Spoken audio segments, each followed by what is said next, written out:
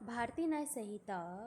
BNSS के against women's and child's के अंतर्गत कौन कौन से ऑफेंस है जिसके अंतर्गत अगर कोई रेप होता है तो रेप के डेफिनेशन को आज समझेंगे। सेक्सुअल ऑफेंस के अंतर्गत वुमेन्स एंड चाइल्ड बहुत ही इम्पॉर्टेंट सेक्शन है, बहुत ही इम्पॉर्टेंट चैप्टर है यह कि अगर BNSS भारतीय न्याय संहिता में जो रेप की डेफिनेशन है वह चेंज हुई है। यह डेफिनेशन सेक्शन नंबर 63 में बताया गया है, रेप की डेफिनेशन कि रेप होता क्या है। तो रेप के अंतर्गत कौन कौन से चीज़ें हैं जो हमें हमेशा ध्यान रखें कि जो भी रेप है वह मैन द्वारा किया जाएगा एक फीमेल को किया जाएगा। ट्रांसजेंडर भी इसमें इंक्लूड किया गया है, चाइल्ड भी इंक्लूड है। तो सबसेक्शन ए के अंतर्गत क्या बताया गया है कि अगर कोई भी, अब मैं कुछ ऐसे चीज़ें हैं जिनका जो वर्ड है मैं नाम नहीं लूँगी कि कई लोग इससे कंफर्टेबल नहीं होते, बट मैं समझाने की कोशिश करूँगी कि यह क्या है। जैसे पीनस में कोई भी पर्सन है, वजाइना, माउथ या जो प्राइवेट पार्ट में कोई भी पर्सन इंसर्ट करने की कोशिश करता है अपना प्राइवेट पार्ट, जो भी बॉडी पार्ट में जो प्राइवेट बॉडी पार्ट है वहाँ पीनस को इंसर्ट करता है वजाइना में, या वुमेन की अनकंफर्टेबल करने की कोशिश करता है, या ऑब्जेक्ट को वो रेप करने के लिए कोई ऐसे ऑब्जेक्ट, निर्भया रेप केस में बहुत लोगों को पता चला कि ऐसा भी रेप होता है जिसमें किसी पर्सन द्वारा कोई ऑब्जेक्ट को इंसर्ट किया जाता है उनके प्राइवेट पार्ट में, यही बताया गया है। या मैनिपुलेट किया जाता है, सी में बताया गया है, अगर कोई पर्सन किसी वुमेन की बॉडी को मैनिपुलेट करता है, बॉडी पार्ट में वुमेन के लिए मैनिपुलेट करता है, या जो पीनस में जो भी पेनिट्रेशन करने के लिए या बॉडी पार्ट में, तो उस जगह पर भी यह रेप की कैटेगरी में माना जाएगा। अगर उनकी बॉडी पार्ट में माउथ को अप्लाई करता है वुमेन की जो प्राइवेट पार्ट में, तो यह भी रेप की कैटेगरी में माना जाएगा। अगर कोई भी पर्सन है, अगर रेप करते समय वह कंसेंट ले भी लेते हैं तो कुछ जगहों पर वह कंसेंट को कंसेंट माना ही नहीं जाएगा। जैसे कि उनकी अगेंस्ट हर विल, मतलब उनकी विल के अगेंस्ट वह एक्शन लिया जा रहा है कि वह जो भी एक्शन ले रहे हैं उनके अगेंस्ट ले रहे हैं, उनके विल के अगेंस्ट ले रहे हैं, इच्छा के विरुद्ध, विदाउट हर कंसेंट के बिना भी आप सोच रहे हो कि वो कंसेंट ले रहे हैं तो भी वह नहीं माना जाएगा। कंसेंट जब भी लिया जाता है तो उस जगह पर डेथ का फियर दिया जा रहा है, या ग्रीवियस हर्ट या हर्ट का जो भी कंसेंट के लिए यूज़ किया जा रहा है कि अगर कोई भी फीमेल है वह इस कारण से रेप के लिए, मतलब एक्शन सेक्सुअल जो एक्शन के लिए कंसेंट देती है कि वह उन्हें डेथ कॉज किया जाएगा, ग्रीवियस हर्ट पहुंचाया जाएगा, या उनके कोई भी ऐसे पर्सन को ऐसा पहुंचाया जाएगा जिस कारण से वह कंसेंट दे रही है, तो वह कंसेंट नहीं माना जाएगा। आप कितनी भी कोशिश कर लो, वो कंसेंट नहीं माना जाएगा। कंसेंट जब दिया जा रहा है तो वह हस्बैंड मार रही है, बट वह हस्बैंड नहीं है, वो पर्सन द्वारा वह बिलीव दिया जा रहा है कि वह उनका हस्बैंड है, लाइक वह लॉफुल मैरिज में है, जिसके कारण वह सोच रही है कि मैं जो भी कंसेंट दे रही हूँ मैं अपने हस्बैंड को दे रही हूँ, बट वह हस्बैंड नहीं है। उन्हें ओनली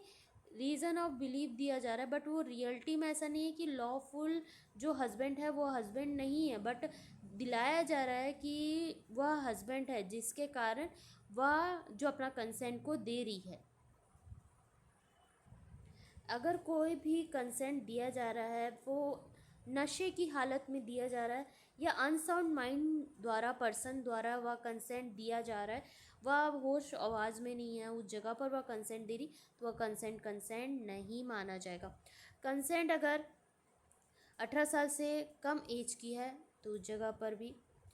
कम्युनिकेट अगर कर रही हैं और कम्युनिकेट नहीं किया गया है तो भी उस जगह पर भी वह कंसेंट नहीं माना जाएगा।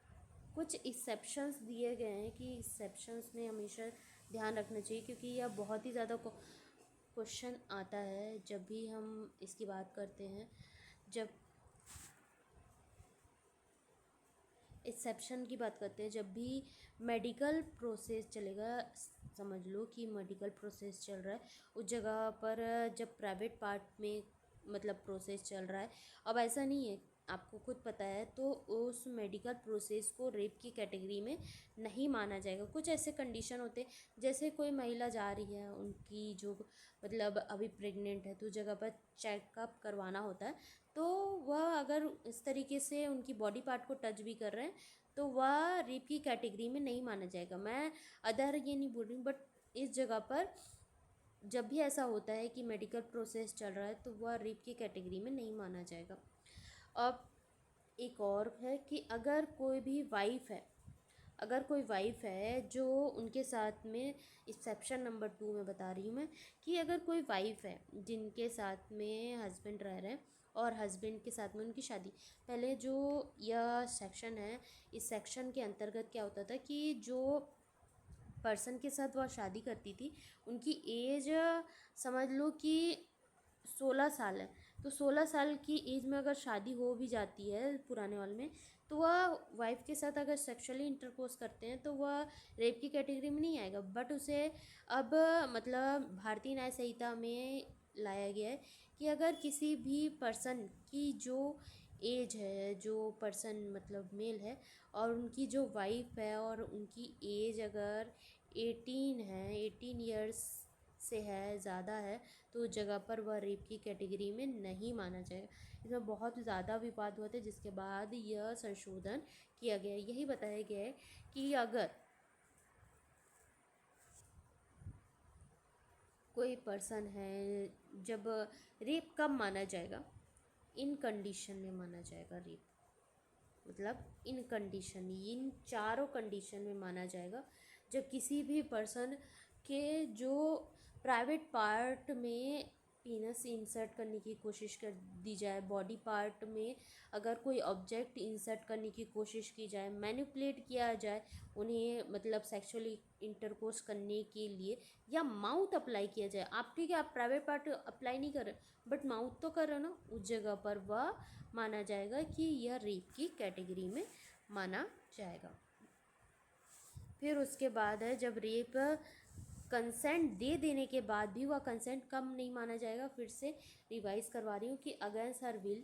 जब अगेंस्ट हर विल होगा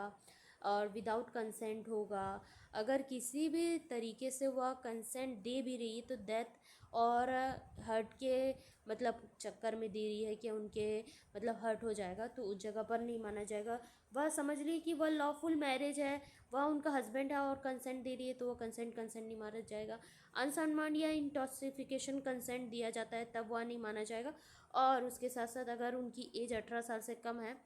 तो 18 साल से कम है तो वह नहीं माना जाएगा। और उसके साथ कम्युनिकेशन यह बताया गया, अगर ये इस कंडीशन में हुआ तो यह मतलब कंसेंट नहीं माना जाएगा, यही सेक्शन कहता है।